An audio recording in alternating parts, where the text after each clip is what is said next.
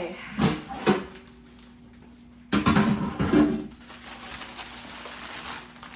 This is a lot of beef bones, but I think it's gonna work. We've made broth on this channel one time before as far as beef broth. And you guys know how much I love broth because we just go through it so fast. And it's just for our family a staple in the pantry, and we don't go without it. But I usually make chicken broth. And the one time that I actually made the beef broth, I was okay with it. I wasn't, like, I was happy with it, but not thrilled with it. So I figured this time I'd like to go a little bit deeper. It was you who motivated me to make the broth better by some of your suggestions. And I figured, okay, let's dig a little deeper and alchemize this beef broth. So let's get started. What I've done so far, I'm gonna try to get myself together here, is I've put the oven at 425 degrees. I want it to rise up to that temperature. These are just beautiful bones here. Give you an up close look at these bad boys. So that's what I'm gonna do. Just kind of lay them side by side. I guess what the main goal with this is that I'd like to see if I can make my broth more gelatinous. I'd like it to have depth. Just better than the other one that I made.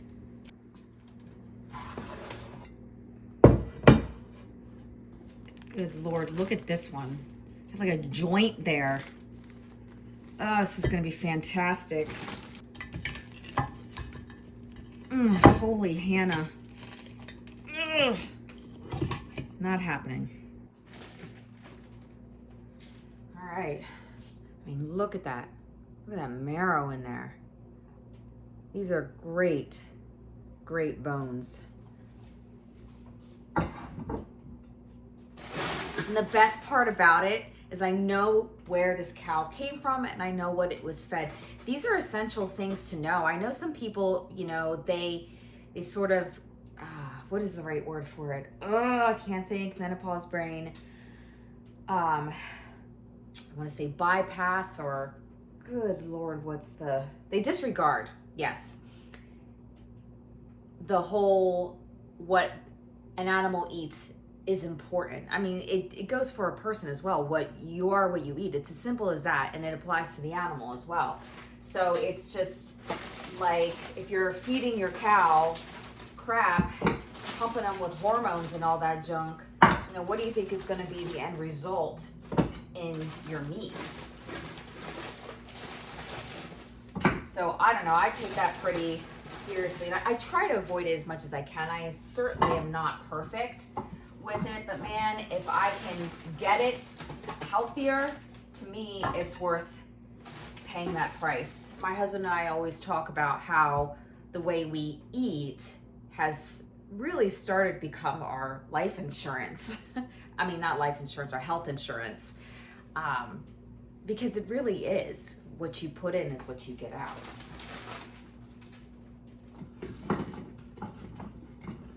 So far, I have two 9 by 13 inch pans and one jelly roll pan. I don't know the dimensions of this pan.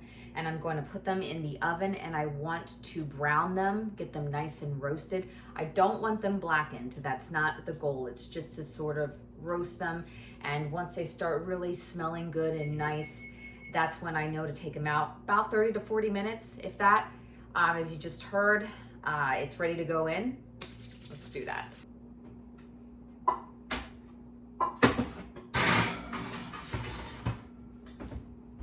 Now, I've heard of some people drizzling a little bit of oil on their bones. I don't want to do that. So I just don't want to. Some people just like to brush it a little bit, and that's completely fine if that's your jam, but it's not mine, so I'm just gonna not do that.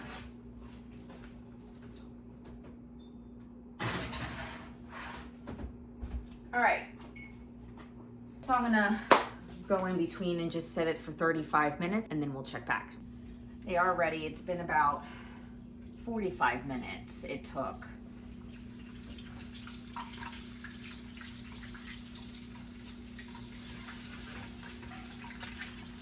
A little scared because the oil's popping. All right.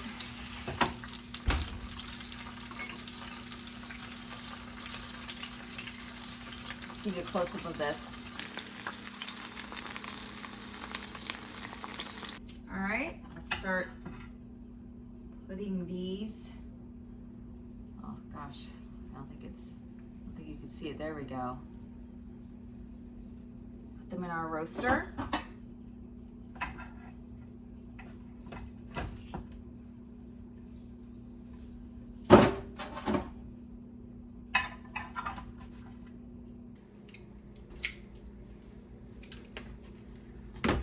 I'm just gonna put in the jelly roll pan that I have of bones in my roaster.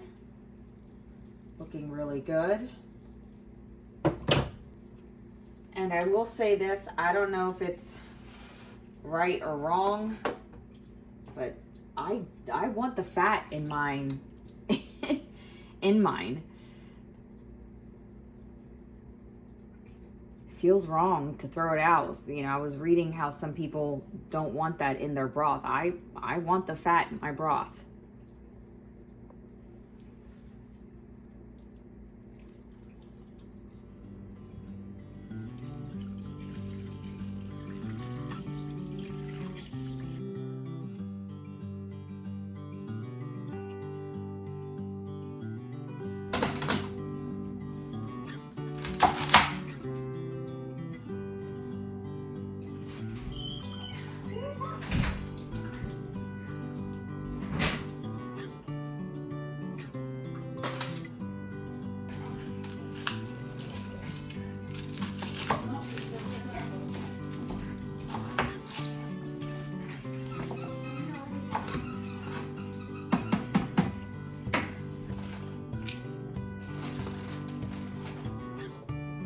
Gosh,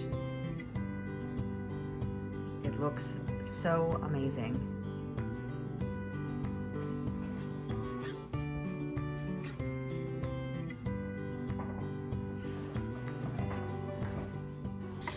So I'm gonna show you where I have it. This is like the only place I can really put my roaster. Thank God for my mom. Mom, you could say hi if you want. She's helping me today with my laundry. God bless her. But anyway, this is where I'm gonna keep it. I'm gonna put the lid on, obviously. I have it about at 150, and I'm gonna keep it there for, gosh, I think you can sometimes bring it up really high for an hour. That's what I used to do, but I'm not gonna do that with this. I'm gonna keep it on really low, maybe 200. I might put it up higher. 250 would probably be the highest I'm gonna put it up. I'm gonna keep it like that for like 24 hours. So that's why I'm gonna do it on the lower heat.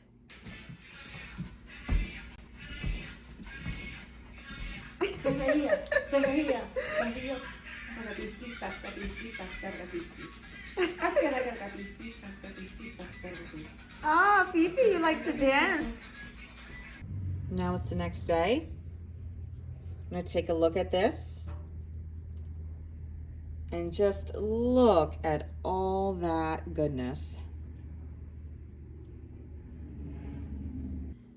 So it is officially the next day, and I have my broth cooled down to room temperature. A little bit more cooled down than I like because some of the fat is starting to solidify. It's very thick. Very, very thick. I will show it to you here.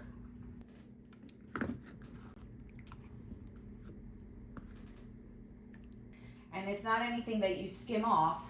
It's nothing like that. It is just fat. I'm not gonna can this. I don't have time today for a 3-hour water bath. I don't even have time today to do pressure canning. I guess what we're gonna do today is just freeze it. But what I'm gonna do is at least, you know, keep track of my measurements. I'm gonna put it in a freezer bag, and I want it to be at room temperature because I am freezing it and I am in fact putting it in a bag. So I don't want this to be hot. I don't want it to be warm. I just want it to be at a temperature that's not gonna melt the plastic or anything like that. And gosh, does it already look so beautiful.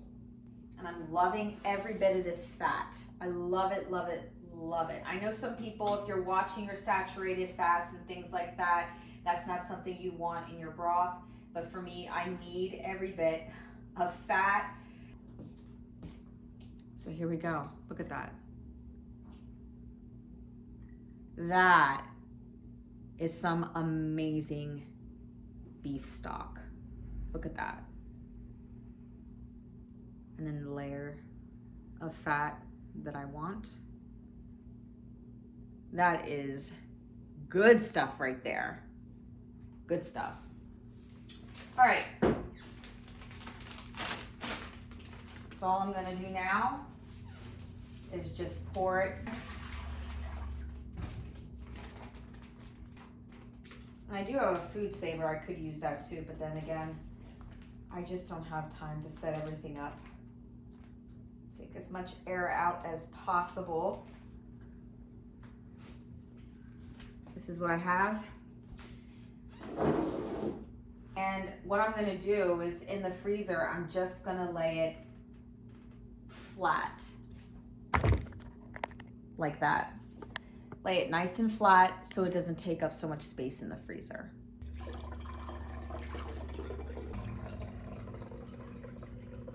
All right, so in total, I got 6 quarts of beef stock, and that's usually what I get, either 6, maybe sometimes 7 or 8 if I'm lucky.